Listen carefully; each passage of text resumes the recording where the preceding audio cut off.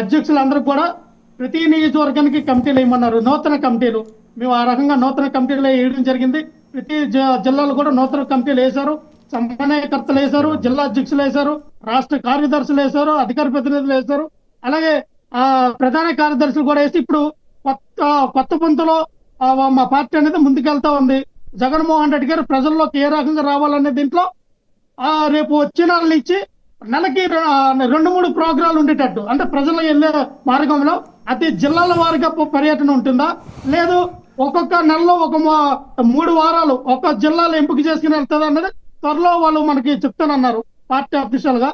లేదు జిల్లాల వారిగా కార్యక్రమం చేసే ఉద్దేశం ఉందని రెండిట్లో కొంచెం ఏదైతే బాగుంటుందో ఆలోచన విధానంలో ఉన్నారు. ఖచ్చితంగా ఆ రకంగా మేము ప్రజల్లోకి వెళ్తాం వర్మ గారు.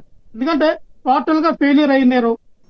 ఈయన సూపర్ 6 అన్నారు, సూపర్ 8 అన్నారు, ఫెయిలియర్ అయ్యారు. కాబట్టి వచ్చిన ఈ 10 నెలల్లో ఎటువంటిది భాగవతం మనం చూసాం. వీళ్ళు చేసిన భాగవతాలు ఏంటో, 1,30,000 కోట్ల అప్పులు తీసుకొచ్చారు కానీ సంక్షేమ పథకాలు అమలు చేయలేని పరిస్థితులు ఉన్నారు. కాబట్టి వాటన్నిటిని కూడా మనం ప్రజల్లో పెట్టి నిలదీయాలి. కాబట్టి మేము మా యొక్క పార్టీ ప్రణాళిక రచించాము. ఒక్క నిమిషం సార్ అయిపోయింది. ఇదే ఆవిర్భావ సభలో పవన్ కళ్యాణ్ గారు అది వ్యాలిడ్ అనుకోండి, నాన్ వ్యాలిడ్ అనుకోండి, 3 పదాలు అన్నారు. భాష మీరు కావాలనే గతంలో 2016-17లో మీ యొక్క ఈ హిందూ భాషను మా పైన ఎందుకు బలవంతంగా రుద్దుతారని మీరు అది మతతత్వ పార్టీ కాదు హిందీ పార్టీ అని అన్నారు, బీజేపీ పార్టీ.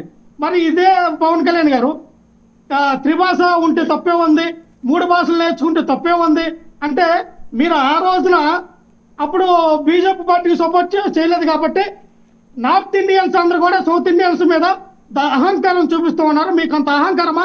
మీ అహంకారం మీ మెడలు ఉంచుతారని పవన్ కళ్యాణ్ గారు ఈయన మెడ తీసుకెళ్లి, ఈయన కాలు చేతులు తీసుకెళ్లి నార్త్ ఇండియన్స్ కాలు దగ్గర మెడ వంచేశాడు, కాలు వంచేశాడు, చేతులు కూడా వంచేశాడు పవన్ కళ్యాణ్. అంటే వినాలి సార్, అయిపోయింది సార్. ఇక్కడ ఒకటే క్రిస్టల్ క్లియర్. ఇంకో విషయం సార్, అయిపోయి ఒక్క నిమిషం అన్న గోద్రాల గురించి మాట్లాడారు సార్. గోద్రాలో ట్రైన్లు తగలబెట్టేశారు, 59 మంది హిందువులు చనిపోయారు అన్నారు. 769 మంది ముస్లింలు నిర్దాక్షిణ్యంగా చంపేశారు సార్ అక్కడ. అదే గోద్రాలలో 769 మంది ముస్లిం చనిపోయారే, దానికి బాధ్యులు ఎవరు సార్? పవన్ కళ్యాణ్ గారు. మీరు కొట్టండి, గూగుల్లో వస్తుంది. అంటే మనం ఏదో చెప్పి మతాల మధ్య కులాల మధ్య చిచ్చు పెట్టి మనం ఏదో రాజకీయం చేస్తే ఆర్ఎస్ఎస్ వాళ్ళ సపోర్ట్ కానీ బీజేపీ సపోర్ట్ కానీ తీసుకొని మనం అడ్డదిడ్డంగా సీఎం అయిపోతామని పవన్ కళ్యాణ్ గారు కలలు అంటూ ఉన్నారు. మీరు అడ్డదిడ్డంగా ఏం చేస్తే ప్రజలు మిమ్మల్ని ఆశిస్తారు. సీఎం సీట్ కాదు కదా, కింద కూర్చోడానికి సీట్ కూడా ఉంది. పవన్ కళ్యాణ్ గారు గ్రహించుకోవాలా? వర్మ గారు, ఈ డిబేట్లో మాట్లాడే నలుగురు ఆంధ్ర రాష్ట్ర ప్రజలకు తెలుసు. కొన్ని వందల డిబేట్లు చేశాం. వైసీపీ పరిపాలన చేశాం, ఇప్పుడు కూటమి పరిపాలన ఏడాదిలో చేశాం. ఎవరేం మాట్లాడతారు, ఎలా మాట్లాడతారు, ఎందుకు మాట్లాడతారు, ఎవరి యొక్క ఎజెండాలు ఏంటి అనేది కూడా ప్రజలకు తెలుసు. కొత్తగా చెప్పనక్కర్లా. నేను 2 మాటలు చెప్తా. ముఖ్యంగా పవన్ కళ్యాణ్ గారు, చంద్రబాబు నాయుడు గారు వాళ్ళిద్దరు ఇష్టపడ్డారు. వాళ్ళు గట్టిగా కౌగిలించుకొని ఉన్నారు.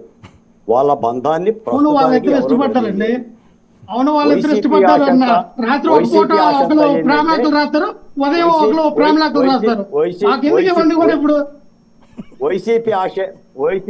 వైసీపీ ఆశ ఏంటంటే వాళ్ళ కాపురం కూలిపోవాలి, వాళ్ళ కాపురంలో నిప్పులు పోయాలి, ఆ 4 ఆవులు కలిసి ఉండకూడదు. గతంలో చేసిన పని కూడా అదే. పవన్ కళ్యాణ్ కూటమితో పొత్తు అని అనగానే భయపడింది వైసీపీ పార్టీ. వాళ్ళ ఎజెండా మార్చేసి పవన్ కళ్యాణ్ భార్యల్ని, పిల్లల్ని బడి పిల్లల దగ్గర, వేదికల దగ్గర చెప్పుకున్నారు. మళ్ళీ ఇప్పుడు అదే బడి. సరే, నేను ఆ విషయాలు జోలికి పోవటంలా.